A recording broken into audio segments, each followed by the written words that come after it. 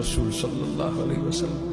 நேசம் கொள் உன் தாயை விட, நேசம்மை உன் தந்தையை விட, நேசம்மை இந்த ஒட்டுமொத்த உலகத்தை விடவும். வெளிப்பாடு என்ன? என்ன வெளிப்பாடு? ரசூலுல்லாஹ்வின் பிறந்த நாளை கொண்டாடுவதா? ரசூலுல்லாஹ்விற்கு மௌலூது ஓதி புகழை சேர்ப்பதா? என்ன வெளிப்பாடு? வாழ்க்கையிலே கொண்டு வா அந்த முஹம்மது ரசூலை. பேச்சிலே கொண்டு வா, முகத்திலே கொண்டு வா, ஆடையிலே கொண்டு வா, நடையிலே கொண்டு வா, பண்பிலே கொண்டு வா.